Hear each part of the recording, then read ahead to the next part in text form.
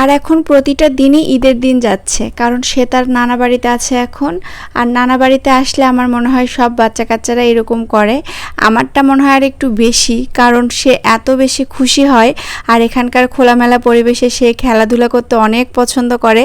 বাসার মধ্যে তো থাকতেই চায় না, সারাক্ষণ এই বাগানটার মধ্যে মানে আসবে, এসে ওর নানির মুরগি নিয়ে, তারপরে যে ওর মামি ওকে দোলনা করে দিছে, এগুলো নিয়ে সে খেলাধুলা করবে। কি সব করে, মানে কোনো ভয় নেই, পোকামাকড় আর কোনো ভয়, কোনোটাতেই কোনো ভয় নেই। তো এই যে বিকেলবেলা সে এখন বের হয়েছে, আর বাসার মধ্যে তো থাকবেই না। তারপর সে বের হয়ে এখন এই যে খেলাধুলা করতেছে, আর ওর মামা এই যে বের হয়ে চলে গেল।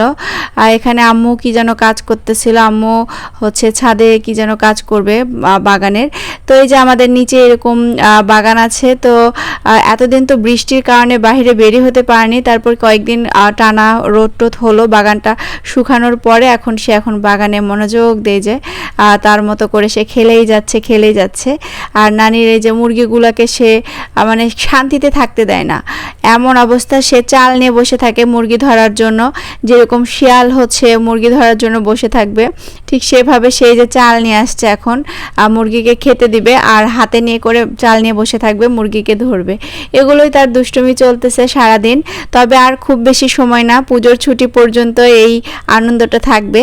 আর 2-1 দিনের মধ্যে আমরা চলে যাব এখান থেকে। তো এই যে সে এখন মুরগিকে চাল খেতে দিচ্ছে, তারপরে হাতে নিয়ে এরকম বসে থাকবে চুপচাপ, কখন মুরগি এসে তার হাতে মানে হাত থেকে নিয়ে খাবে সে সেই সময় মুরগিকে ধরবে।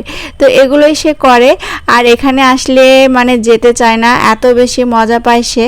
কিন্তু কি করার, স্কুল প্রাইভেট সব কিছুই মিস হয়ে যাচ্ছে, অনেক দিন হয়ে গেল, এবার যাবার পালা।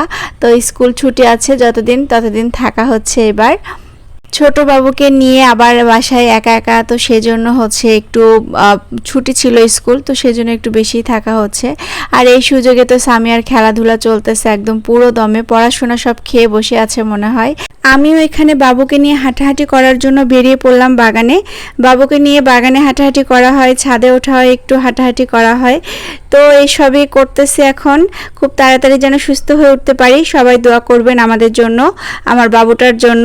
তো ভিডিওটা এখানেই শেষ করছি। আমাদের ভিডিওগুলো কেমন লাগে অবশ্যই কমেন্টে জানাবেন। আল্লাহ হাফেজ।